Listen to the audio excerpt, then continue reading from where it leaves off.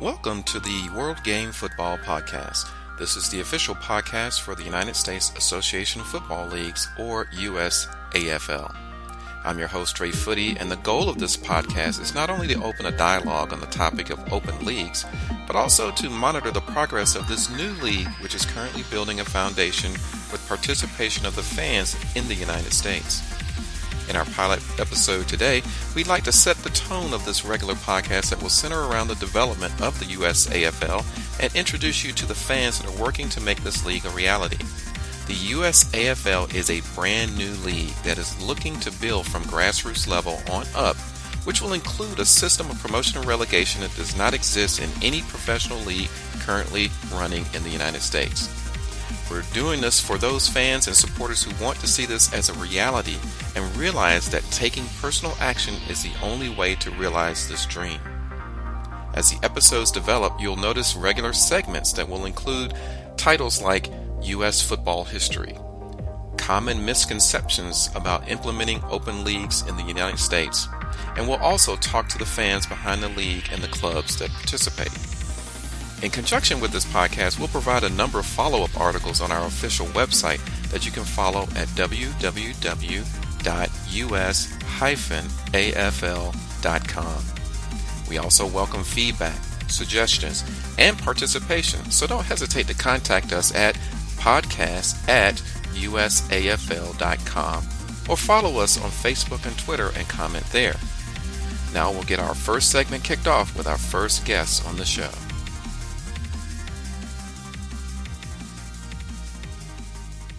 Okay, everyone, I've got Davin Lassitor with me. He's a longtime DC United fan of the MLS here in the United States. Davin, welcome to the show, and how are you doing today? I'm good. Just moved to Hawaii last week, so I'll be here for the next few years. Oh, man. Soaking in the sun, soaking in the place, and really enjoying life right now. Oh, well done, because I know where you're from. I mean, I know where you were stationed just right. recently. So that's like night and day, isn't it? Yep. Well, definitely. Yeah. Well, let me get you to tell the people out there a little bit about yourself, and maybe include that a little bit about where you served in the armed forces in your conversation. Okay, sounds good. Davin Lassitor, originally from Jackson, Mississippi. Been a long-time DC United fan since basically since the beginning, since 1996 when I was living in Virginia, because one side of the family lives up in the Virginia, Maryland, DC area. So on a trip there, I started following them when I ended up staying a little longer than I originally thought. So that became sort of like my local team, and I kept following them even after I left. So yeah, I've been following them from afar most of the time because I haven't lived in the area since about 1996. So I just it's easier with the internet, of course, to follow the teams. It wasn't so easy at first. Also, Silverbacks fan from the few years I lived there. I lived in Georgia for 3 years and went to games when they were still in the USL. Mm-hmm. More recently, my Mississippi Bria and the PDL became my hometown team as they started, I guess, around 07 or 08 as a part of the PDL. And then Richmond Kickers at the USL, but from that time in Virginia also. So a few different teams at club level.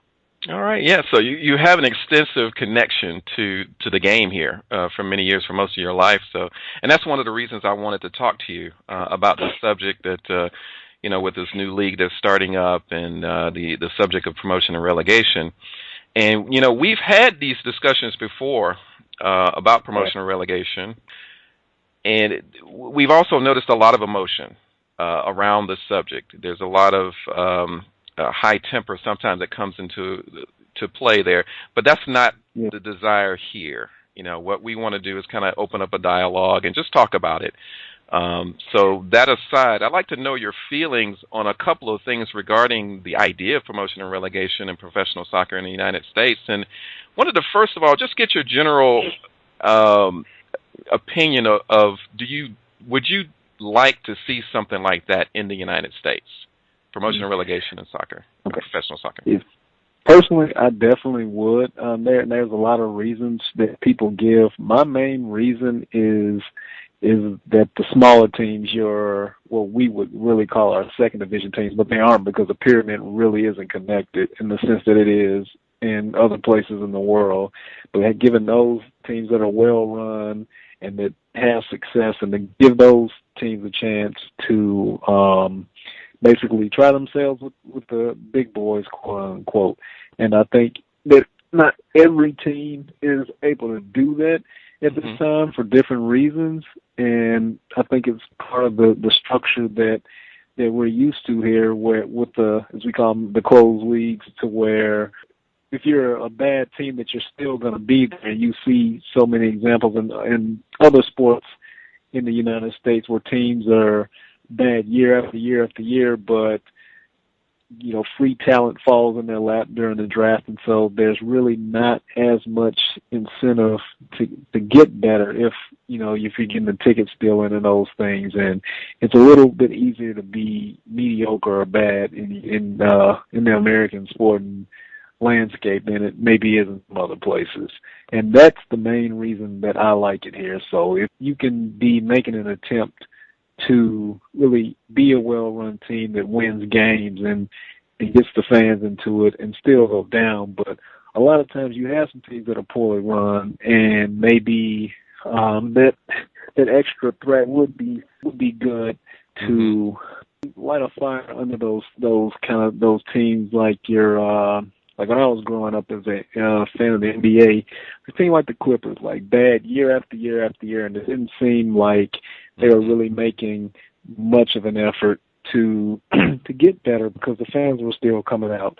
And I would like to see teams like that are like perennially bad maybe just give that spot to somebody else at a point, even if it's like some teams that you have in other countries where they get relegated, then they get promoted, so they're too good for the league below, but they kind of just go up and down every few years. They don't ever just stay in place. But I think that even that would be a little bit better, because maybe there's some other team that can do better in that spot. So that is my main criteria for why I like the idea of promotion and relegation.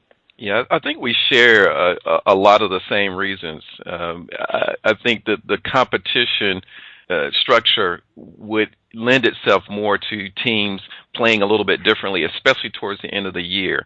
And I'll just add, from a fan's point of view, if you're getting toward, and one of the things that shaped my opinion on this is what happened with the Atlanta Hawks in the NBA a few years ago, where they were a very poor team at this particular time. And towards the end of the season, they were, putting themselves in a place to get a good draft pick.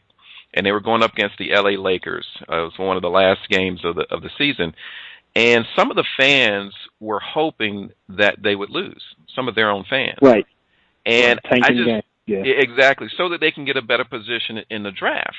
And they actually won that game, and they beat the LA Lakers, which put them in a worse position to get in the draft. And I just don't think you should ever be in a position where you hope your team loses. Yeah, and the other thing, the other thing about that is, like, the American sporting culture is so much, seems to be against the idea of a tie. In the NFL, they had a tie or two this year, and people were in a tizzy about it for a couple of days. So I always thought that was interesting, that we're America. We want either a winner or a loser, but then you go out, and where's the emphasis on wins when you're mad that your team's losing games, or when a mediocre team is able to play for a championship? So that's always been like that contradictory way of thinking here. Yeah, and it's interesting you bring up the idea of a tie, because in a single table situation where points count, a tie actually can be a good thing, because you're getting a point, and it can mean the difference between a championship or not, or relegation or not. So that makes it, a tie becomes a part of strategy. And so the absence of that promotion and relegation, in the American sports realm, whether it's baseball, basketball, gridiron football, the tie doesn't really mean very much. So, Right. they can't tie it to anything. But, again, that's where the promotion relegation from top to bottom, I think, just makes it a little bit more interesting. But let me ask you this, because, that's what we like. That I think we both like the idea of it here. What do you think prevents the implementation here? And maybe from the MLS and NASL structural standpoint, what do you think? Is it conducive to it, or is it not, do you think? What I've basically said in the past is, there's a couple things. There is, just like you call it, the cultural aspect, just basically what we're used to, the way that things have always been, is one thing. Another thing is, especially with the fees that MLS teams pay to get into the league, it's tough, especially after, 2 decades or close to it of guys, paying that type of money to get into a league. It's tough to tell those guys that you might not be playing on ESPN or NBC or whoever's going to be carrying the games next year, that you're going to be, and it's not a minor league team, because it's not, a second is like a team in the English Championship is not a farm team. The bigger teams might pick players from those teams, of course, but that's, but it's not set up only to develop talent for those guys. And I think there's that, because of the way our sports are set up, where you have these teams that are really only for producing players for the major leagues or whatnot.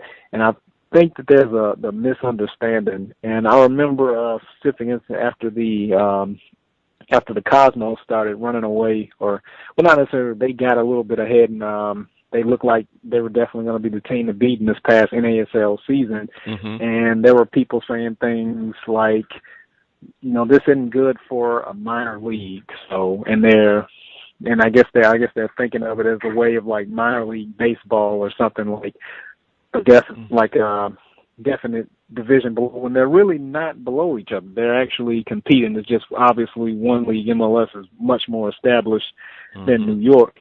And they were saying that those kind of things are bad for the game, but it's just the terminology that people use. So I don't know whether it's necessarily actually meant as a minor league, or whether it's being misused, or whether it's even kind of like a dig at it, because there are some people who really don't like what the NASL was trying to do, and were saying that they should just basically allow MLS, which is similar to how the USL did. Now the USL is basically, I see it as basically it's a farm team, it's a farm league for MLS basically at this point.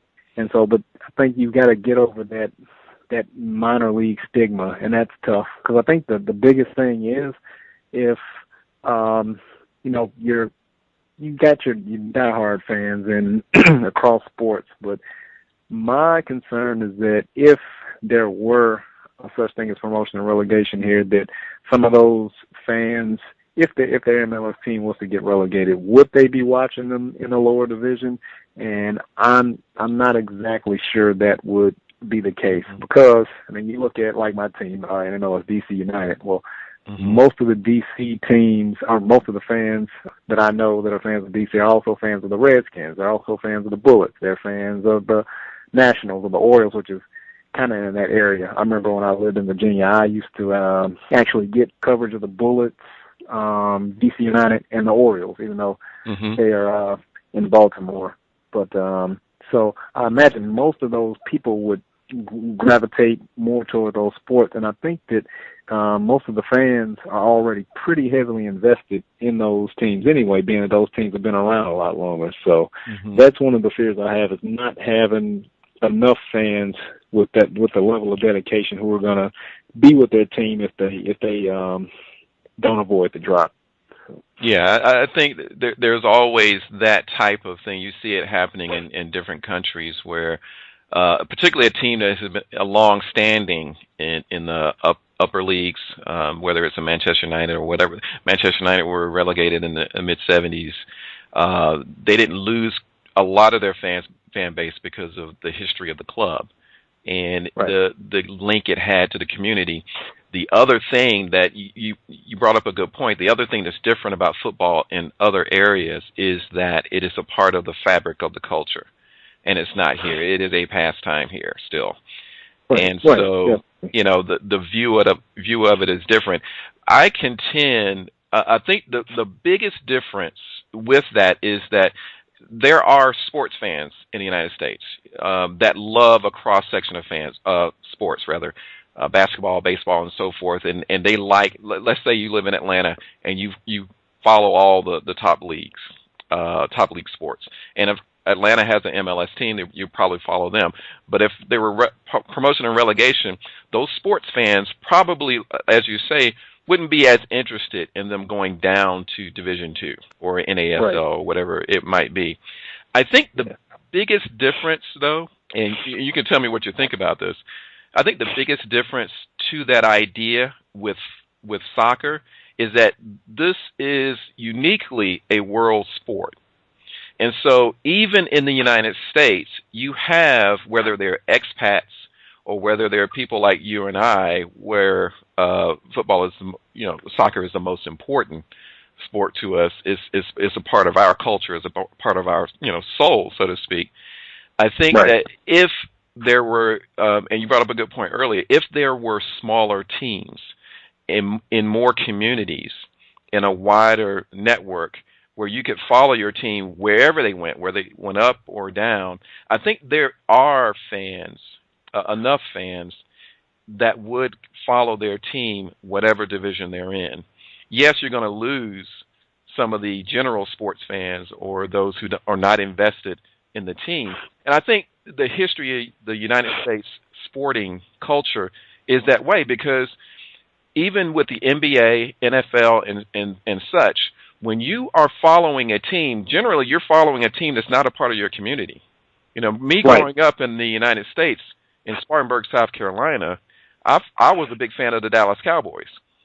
Right. Way on the Midwest. Never saw them live. Never saw them live. Always watched them on TV, and so if they disappeared into a Division II, I probably couldn't physically even follow them that much. Unless, now we have the internet and stuff, but. Exactly. It's a different thing. But let's say that in most communities you have a team and you can follow that team that's in your community, and that's your sport. And I think that's an important thing. That is your sport. You're not just a general sports fan, but you're a soccer fan, and you're following your team there. I think that there would be enough of a support that's there. And so, for instance, let's take even like a lower division team, like the Atlanta Silverbacks, which, I think they average close to 4,000 fans per game. The FC United, which is actually a fifth-tier team in England, they were an offshoot of the Manchester United disgruntled fans. They didn't like the way that the Premiership is. Yeah, exactly. They didn't like the way that the league as a whole is pricing out the run-of-the-mill fans, the hard-working, blue-collar fan. And so they started their own club. Now, they are getting away from the sports roots. Exactly, and it's a club owned by the fans, and their attendance at their games is probably one of the best in the league there, in that fifth tier. But that is lower than what the Silverbacks pull in with average fans. And so, that tells me that we don't need to have 80,000 people in a stadium to make it interesting for the local fans, if the game is the focus, of what it is. And I think that's one of the items that the US-AFL is looking to build as a foundation, starting small with these community teams on a regional basis and build from there. What do you think about that idea? I mean, I believe what you say, but do you think that still there'd be enough to help teams that do go down in a different kind of setting like that?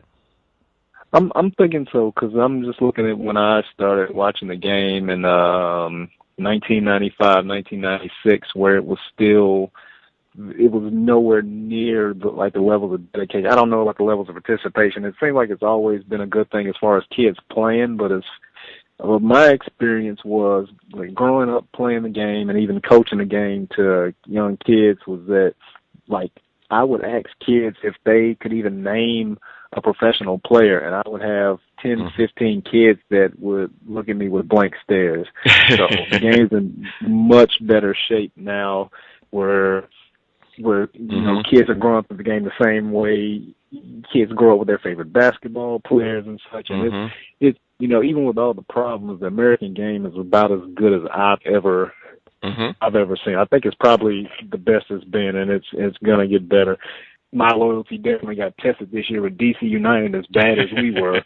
But you know, when I get behind a team, wins, losses don't matter. So you get enough guys who are really going to be behind their team, who are really you know, behind those local guys. I think you could really see something special happen as far as a team that's actually a part of the community, and that's something I've always wanted to see. That's why I love, again, with DC, we've got Bill Hamid, we've got Andy Nahara, we've got Connor Shinosky, we've got Michael Seaton, and all these guys coming up through the homegrown academy. Now we're seeing the fruit of what's been going on for the past few years, and you've got like Yetland in Seattle, and all these players that people are even considering for national team duty in the future and such. And like Bill Hamid has already, you know, gotten some time with the national team. So those things are big. And I think once that really starts to get spread out across the league, and you see more of those kind of stories,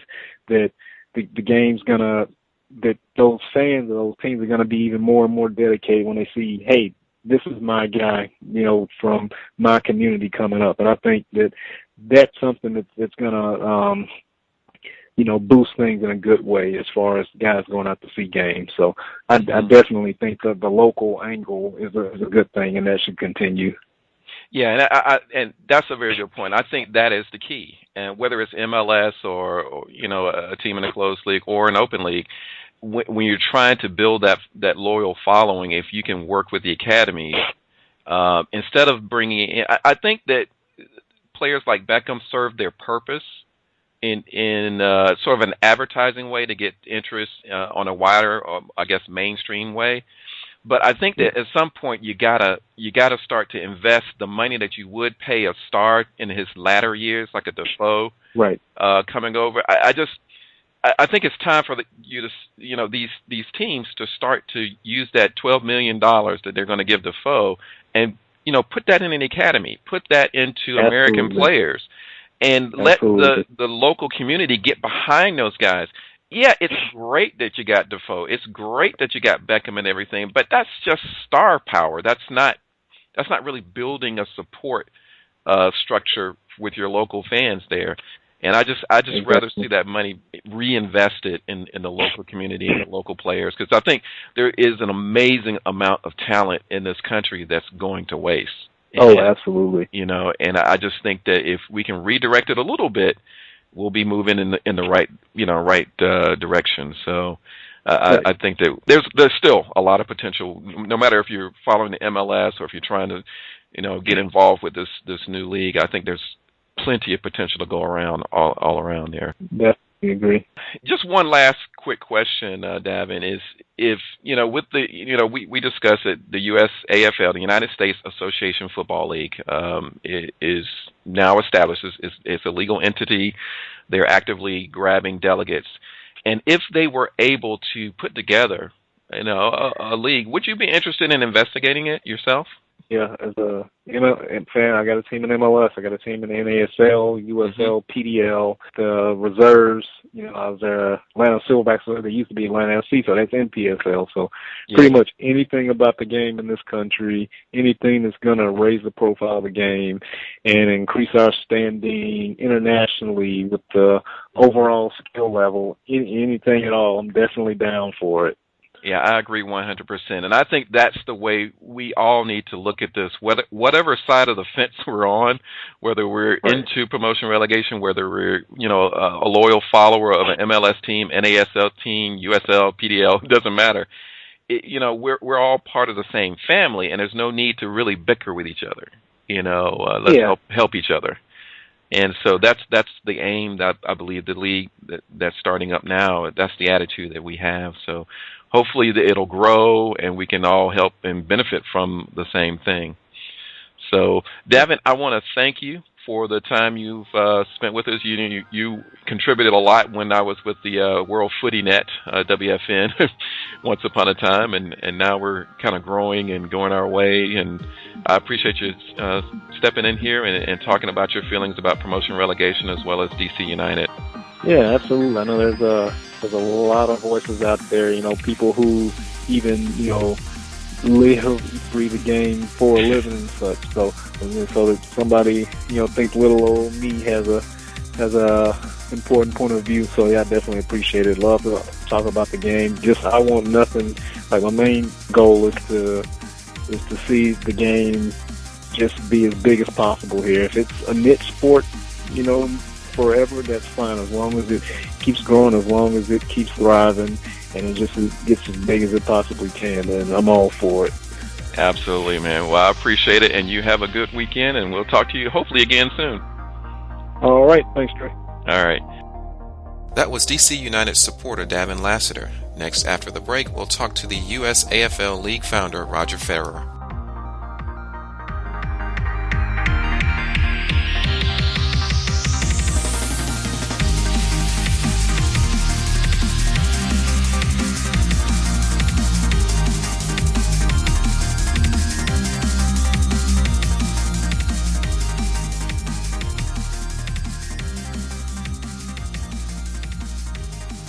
We'd like to introduce US-AFL League founder Roger Ferrer to the show. Roger, how are you today? Fine. How about yourself, Andre? Doing great. Looking forward to talking about the league. And but before we get into nuts and bolts about the league, let's first of all get you to explain to the audience out there a little bit about your background in the sport. I was growing back in Cuba. I was mainly a baseball fan. Actually, it is funny because even though I'm a football fan now, if you ask me what team I support, it is Industriales, which is the club, the most popular Cuban baseball team. I watched my first football game when I was 14, and it was one of the best games ever. Germany and France, semi-final of 1982, and I got hooked, and I started playing. Came to the U.S. on 1991, kept on playing on a few local leagues, got to play briefly on the old US-AFL, played 2 Copa Latinas, which is a local tournament sponsored by El Nuevo Herald, but it have a very good quality. And then I got a herniated disc, and soccer as a serious pursuit as a player was over. But always been involved on the development of the game on US, and kind of frustrated because I was so excited that we were going to have a league on 1994. And as soon as I knew about single entity, I was immediately turned off.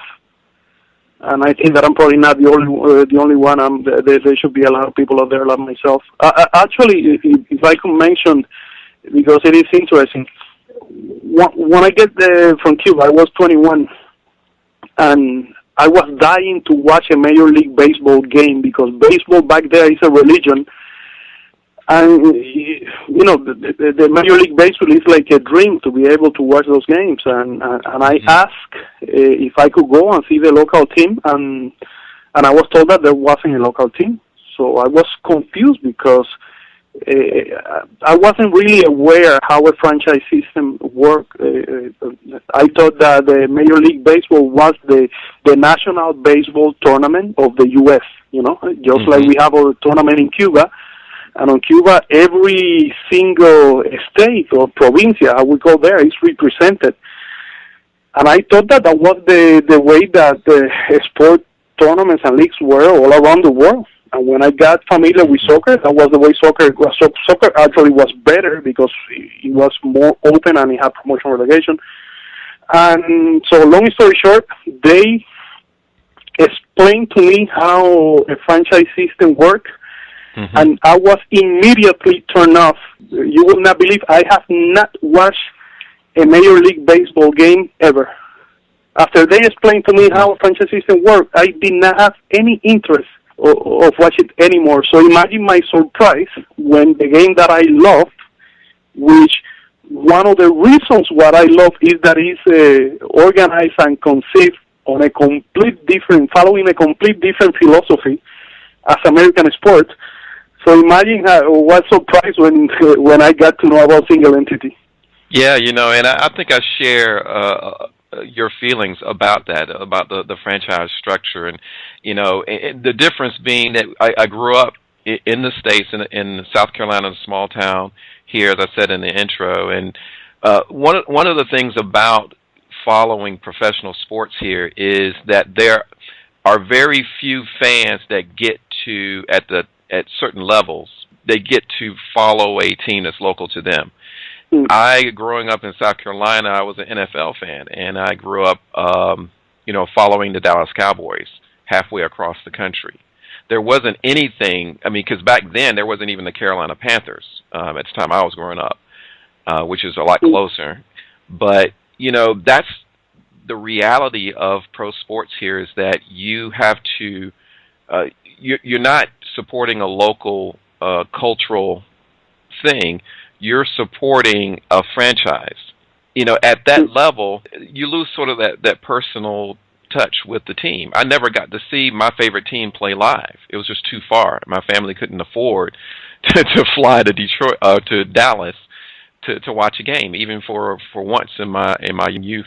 But yeah, and most Americans know nothing else but that. And so when the subject of promotion and relegation comes up, a lot of times to many Americans who grew up on American sports, the concept of open leagues is a foreign concept. However, over the years, the education for American fans, I believe, has improved, in that with satellite and with internet and things like that, they've learned how leagues outside of the United States work. There are more fans. There are more American fans of the English Premiership than there are of the domestic MLS.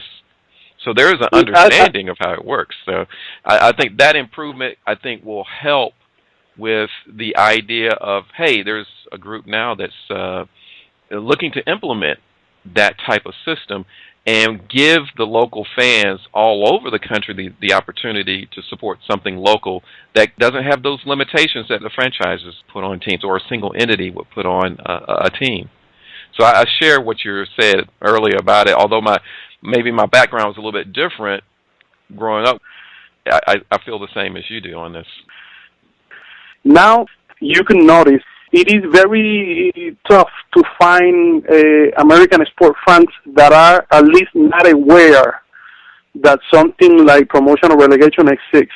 However, they are still, most of them, very unfamiliar, not with the practice of promotion or relegation, but with the dynamics that the promotion or relegation creates when it comes to the number of clubs, the size of the clubs, the geographical regions, and what clubs are more likely to be promoted and relegated. And you notice, because of the questions that they ask, you could see that they are stuck thinking within the box of American sport and trying to incorporate a promotion relegation, but without completely understanding that the whole dynamic would be different. And you can notice that when they ask questions like, for example, what happens if a club from New York gets relegated? What's the argument that comes after that, if an important city or market gets relegated, then the TV contracts are going to go down, and the league are going to go bankrupt, and it's going to fall. Remember the old NASL? Right. And you get frustrated at times because you have to explain the whole thing over and over. Basically, if a team from New York gets relegated, nothing happens. None of the most important cities in the world have only one club. Actually, if you know how promotion relegation works, not only nothing will happen, there will be New York clubs on lower divisions. It's not an if. New York is a huge city, and it's not going to have 1, 2, or 3 clubs. It's probably going to have 5, 6, 7, 8. I don't know, maybe more. So New York is going to have lower division clubs for real. Yeah, you can tell that there is a misunderstanding and a misapplication of what promotion and relegation would be in the United States, because too often you do hear, well, a team from the MLS can't survive in the NASL, or a team in the NASL cannot afford to go up to the MLS. And that is true for those teams in the MLS and NASL, because these are not open leagues. Those are closed leagues. MLS is a very different entity than the NASL. It doesn't lend itself to promotion and relegation. And I've heard from some proponents of trying to change that system, putting forward that the US-AFL can force these teams to do that. But do you really want to do that? Do you want to force owners who have no interest in open leagues of promotion and relegation to switch their system and their millions of dollars of investment into a system like that? Or do you want to have a league that's built from the ground up to have promotion and relegation as a part of an intricate part of its structure? And you have to look at it in a very, very different way. And the other thing, to your point about what people feel about relegation, I think some people equate relegation with a team going out of business. Some people do, as if, being relegated means that they are just not the same team anymore. And because there's no like-for-like comparison to any other league in the United States. And so there's a misunderstanding about that. But like you said, a team that's relegated is still the same team, still the same owners, still the same fans. They're just in a different segment of the competition. I mean, I hope that people can kind of see the difference in the structure. The way that I try to approach the promotion and relegation debate when I have it, which lately, after a while, I decided that it was mostly fruitless, and the people that present arguments against promotion and relegation were not, the quality of their arguments was extremely poor, almost non-existent, and their willingness to listen and to engage in a serious debate was just not there. But still, every now and then I do, and this is my approach. The promotion and relegation debate have many different branches. The amount of manipulation that we are submitted is huge. So if you try to cover all of the arguments that they present against promotion and relegation, you could feel overwhelmed. So what I try to do is go to the root of the issue. The first question that we have to ask or debate is, what exactly is promotion and relegation? What is it that promotion and relegation accomplish? And what role does that play or within the culture of the game? And what principles are in place? The way that you answer to those questions is going to have a fundamental impact whether you are in favor or against promotion and relegation in the U.S. If you go to the camp that said that, just because some countries do, we don't have to do it, and it's just another choice, and it doesn't have to be. People that present it on that way and completely ignore the whole relationship are going to be fine with single entity. However, if you're like myself, and so many people like myself, because I think we're actually the silent majority, but that's another topic. If you understand that the importance of promotion or relegation is to accomplish inclusion and meritocracy, which are two fundamental philosophies of the game. And it's a philosophy that not only you see on the domestic club level, but you see on the World Cup. Ask yourself the question, how many nations are granted the right to play in the World Cup? All. That is inclusion. How do you get there? Through qualifiers, through your results. That is meritocracy. And you repeat that question on your continental nations cups like Euro Cup, Copa America, Gold Cup here in CONCACAF, and also if you go down to the club level, continental clubs competition, whether it is the European Champions League, Libertadores, CONCACAF Champions League, and so on, and the other ones, those principles are always present. And then promotion or relegation is the extension of those principles at the internal domestic club level. Promotion or relegation is the key that makes possible that all potential clubs, just like every nation is granted the right to qualify to the World Cup, no matter how small or poor they are. Right. Once you acknowledge that connection and you go like promotion relegation is not this isolated phenomenon that some nations decide or not, that is not true. If you recognize the whole relationship, and that is that what will put us in tune with the culture of the game, then single entity becomes unacceptable, because single entity is about complete opposite principles that openness and merit. You don't get to MLS by merit. You could get there from the third division, even though we have a second. Yeah. That is not a meritocratic system at all. So once you see the whole relationship, and I think that even we, the guys that support promotion relegation, we get distracted into all of this garbage that is thrown at us. And I think we could have done a better job of going to the root of the problem and getting their faces and tell them, do you think these principles are important, yes or no? And do you think if we ignore these principles, it's not a big deal? Or do you think that it might be a big deal? Do you think that we completely disconnected from the culture of the game is just a light decision? That's basically what I think. I think that's the fundamental, that's the root of the issue. Yeah, I think that is definitely a huge part of the arguments that go on. The misunderstanding of exactly what is open leagues, what is promotion and relegation, and how is it related to the sport as a whole. What you say is true about the game here. With the single entity, you're talking about an exclusiveness that is not open. And so it's almost as if there's a czar, so to speak, that decides who gets to play and who is going to be locked out permanently. And so as a player whether you're a player developing, whether you're a fan that would love to support a local team, you're at the mercy of the way that the single entity decides that they want to do things. An example of that is if you are a fan of a team that's not a part of the MLS, but they're growing in a following and they have the stadium, you cannot, no matter what you do on the field, no matter how many shirts you sell, you do not control your own destiny by what you do on the pitch.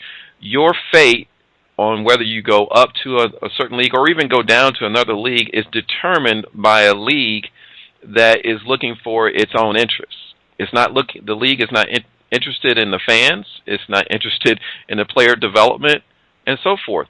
So if you're a player, a great player from Spartanburg, South Carolina, or Richmond, Virginia, or wherever you are, if you cannot get the eye of somebody who's already in the MLS, you will be overlooked. And oh my God, the cracks on the system. Eric Rinaldo was making an excellent point the other day on an interview that I was listening about the crack of the system.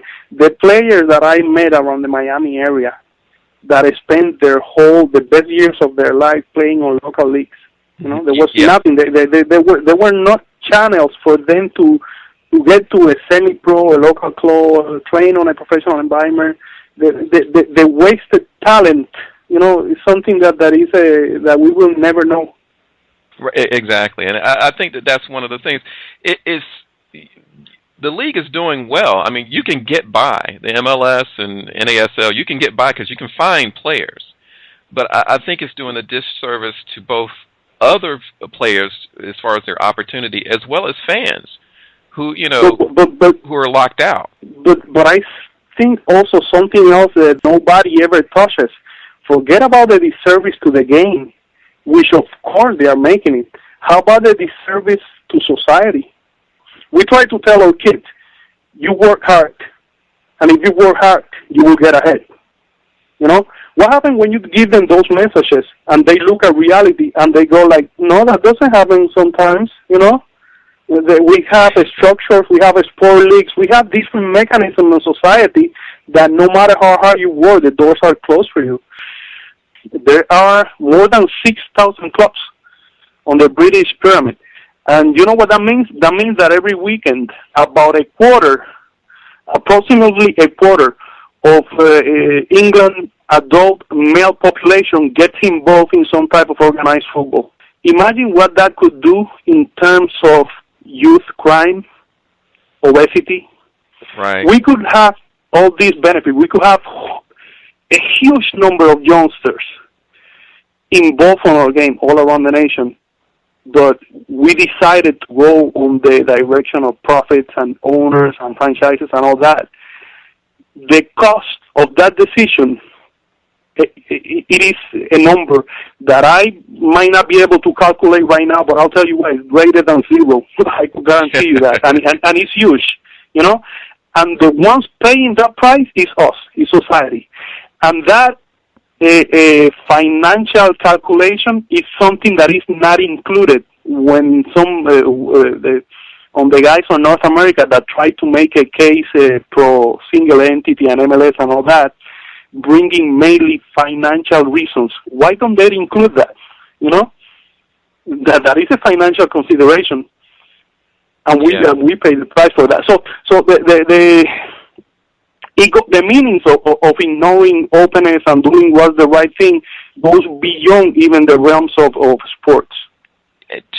And on the other side of that, though, I think another thing that can harm the argument, there are those who say that they're in favor of promotion and relegation, but some of the ideas and some of the reasons given don't really apply. I mean, I've heard people say that with promotion, unless you have promotion and relegation, you can't have a certain standard of play in the United States, or you can't have a good national team. You can't have this, that, or the other thing, and that's not true. You can perform. I mean, the nation can exist with closed leagues. However, those type of arguments don't really apply to why I personally want to see it. I think that the competition structure of open leagues is just simply more compelling. For I had this discussion earlier with Davin Lassitor, who is a DC United fan and follows them very closely. He would rather see something open because we made the point that, in a closed league, in a competition structure where the schedules are, one, imbalanced, they're not in balance, and two, if you're halfway through a season and it looks like you're not going to make the playoffs, you have nothing to play for. Nothing to survive against. That's not to say that these guys are not going to play hard and try to win. It's just that the goals that you have as a club, or in this case a franchise, simply are not there. And so you're playing for pride, and that's why your attendance levels and things like that will dip for teams like that. But it's the exact opposite in an open league situation where you have fighting at the bottom to avoid relegation. You have fighting at the top for the title, fighting for cup places, and then for those who like playoffs, there are those competitions. And so it sort of has it all for everyone. Totally agree with you. And the problem, you have to go to the root is the US-AFL. The people making decisions on American soccer are not familiar with soccer culture, and that is evident. Yeah, absolutely. That was the first part of our interview with league founder Roger Ferrer. We will continue the second half of our discussion with Roger in our next episode. But next, we're excited to bring you an interview with Martyn Lancaster here on the World Game podcast. Most who follow the NASL will know Martyn from his playing career in the U.S. Originally from Wigan, England, Martyn's early playing career spans over 100 games for Chester City before moving on to Lee RMI, Northwich, and Southport between the years 1998 and 2006. He also had a trial for Aston Villa in 1999 and spent a year with Queen of the South in the Scottish League and then a club in Sweden. More recently, Martyn came to the United States and played in the USL Second Division for the Wilmington Hammerheads before finding his way to the NASL's Fort Lauderdale Strikers and 2 stints with the Atlanta Silverbacks where he was captain of the team. He is now coaching and has started his own club in his current hometown in North Georgia. Martyn, I want to welcome you to the show. How are you today? I'm doing good. Thank you, Andre. Thanks for having me. Okay, great. Well, Martyn, as you know, the United States never has had a soccer league that includes a system of promotion and relegation, But now there's a group of supporters configuring a league with just such a structure. The name of that league is the United States Association Football Leagues, or the US-AFL. I was excited to speak to you about this because you've had the opportunity to play in systems in England, Scotland, and here in the USA. And this includes three kind of different systems, two that do practice promotion and relegation, that being England and Scotland, of course, and of course here in the U.S. where you didn't have that type of structure. The first question I'd like to ask you is, what have you seen as the major difference between your playing career in England and Scotland and here in the USA? Well, obviously, in the European game, when I played in England and Scotland, you had the relegation promotion. There was more at stake. Every game meant something. You didn't want to finish bottom or second from bottom or even third from bottom because you knew you would have to drop down a level, and no one wants to do that financially and for your personal career. Mm-hmm. There's a lot of negatives along the way. Every game was very important. It was a must-win game. There was no game where you could, unless you were top of the league and you were mathematically already won the league or already safe, which was never usually the case in a lot of the games.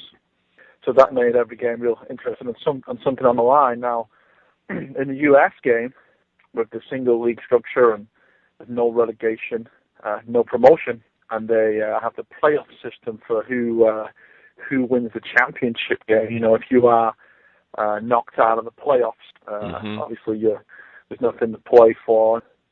If you don't finish first, if you finish fourth, fifth, or sixth, or how many players you have, you got a good chance of bringing home a championship or winning something. So, that's the difference. Is when I was playing overseas, I felt as though every game was kind of a cup final. You had to get a result, no matter what, to survive. So yeah. Yeah. And that's something that I've thought about, even growing up here in the United States. I've always had that thought in following the NFL, NBA, or anything else, that halfway through the season, a lot of teams maybe that weren't able to qualify for the playoffs, they lacked a certain incentive to perform because there was nothing to play for. I mean, that's not to say that they didn't want to win. I think everybody wants to win no matter what game they're playing, and whether it's a professional or amateur or whatever. But I think that extra added urgency that comes from avoiding the drop or going for the title or even going for a cup spot, that has to make a big difference in the motivation between the players. Let me ask you, did you have in the U.S. game, in those situations, do you find it difficult to take every game as seriously as you did, like you mentioned, in England and Scotland? Because there are games in the U.S. that it doesn't really matter as much if you win or lose, because if you place in a certain area, you can qualify for the playoffs. Has that been a problem in the U.S. game? Yeah, no. There's different games that are conference games and mean more than just some regular games. You're already in the playoffs. You're sitting pretty. I'd say you're not. The players obviously want to win every game they play in, but it comes back to being more at stake and something on the line. When a moment I was playing in England, I was playing at Lyon in the conference. Now that is the fourth tier of English soccer. You have the Premier League, the Championship, League One, League Two, so the fifth tier, sorry, and then you have the conference, the National Conference, and that's fully professional. And we were bottom of the league at Christmas time. And, it's very likely you're going to get relegated to non-league soccer, basically. And that happens, everybody leaves, people have got families, and that the wage bill's going to be cut. You don't get the TV rights, you don't get the funding from the FA. So we went on a winning streak, and we managed to claw our way out of the bottom spot. Now the bottom three go down, so we we had to win the last game of the season. You know, we actually won the last 4 games in a row, and we were playing Kettering away, and we managed to win 1-0 and avoid relegation. Wow! And it was like we just won the league. We had fans going crazy. It was kind of embarrassing because we celebrated staying up, but at the same point, it was an amazing feeling to avoid relegation and have that little bit of a victory at the end there. So, and that is the difference. You mentioned it's a little bit embarrassing to celebrate surviving, but again, that's where that excitement comes in for the fans, and from a fan's perspective. The same situation in the U.S., you see a lot of teams that are near the bottom of the table or bottom of the conference, which depending on the structure, the attendance is very poor because there's nothing really to come to see. It's sort of like a pastime at that time for fans and even for players. Yeah. But when your team's survival is on the line, that's quite an incentive, and I'm sure that the fans were filling the stadium there to help in the cause of survival. And so I think that says a lot for that structure. And I think that's why I want to see it here. I personally want to see it here. But based on your own history of playing in these various leagues, what are your thoughts on the ability of players and fans in the U.S. To adopt a league that would include promotion and relegation? Do you think that they would? It's not a part of our history here, but do you think that if it could be instituted, that they would really get behind it? I don't think you'll see promotion and relegation in the U.S. anytime soon. Not with the structure. You know, it's all structured around the underdog winning, the playoff, the American football, the baseball, the basketball playoffs. That's what it's geared around, and there's too much money at stake for the MLS clubs to go into a recreational league. You know, they're paying $30 million for a franchise, and the NASL, USL are paying $50,000 or $100,000 for a franchise, and then they find themselves playing in a league that they've paid $30 million for. So there's just too much. There's just too much politics, too much stuff going on for that to happen in the foreseen future. But you know, Europe and the rest of the world's got a tried and tested formula for soccer, and you know, it doesn't get implemented in the US. But you know, that's the US way, and that's the way they do things, and that's just the way it is. Yeah, and we've had discussions like this before, me and some of the other fans, and we agree that the MLS, the NASL, they're just not suited to the idea of promotion, relegation, or open leagues to allow teams to come up and down, and it has a lot to do with what you just said. I mean, the investment that these owners are putting in there, and the franchise fees that go along with it, they don't want to get anywhere near the idea of losing that investment. And so, you know, our idea, and I think that's why the fans decided that if it's going to happen, it has to be outside the realm of the status quo, so to speak, what's around right now, if it's going to survive. But one last question is that would you be in favor of a league in the United States that practices promotion and relegation if it was able to get established? Outside, let's say outside of the MLS and NASL and USL and all that stuff. Yeah, I mean, I'm in favor of soccer in the US. Period. You know, I love the game and I want to see it grow here, and I want to, you know, so I'm in favor of anything soccer. And I do like, I've been growing up on the formula of relegation and promotion.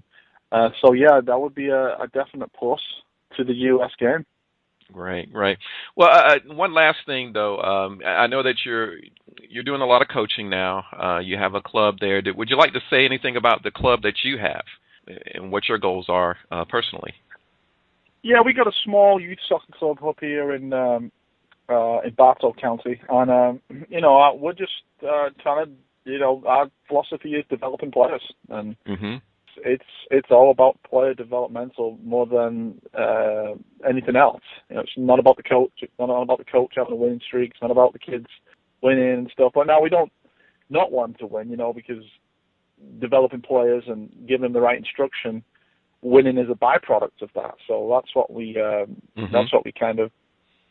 Well, there's going to be lots more on this topic in the coming weeks and months as this podcast goes on, and we'll be monitoring the success and the progress of the league as it develops. But Martyn, I want to thank you for taking a few minutes out to talk to us about this subject, and we'd love to have you back on the show if you get a chance in the future. Definitely. Anytime. Right. Thanks, Dre. That's all we have for you this week on our pilot episode of the World Game Soccer Podcast. We hope you've enjoyed the show, and please give us feedback, suggestions, and look to participate. For inquiries, you can email us directly at podcast@us-afl.com or follow us on Facebook and Twitter and leave us a comment there. So long until next time.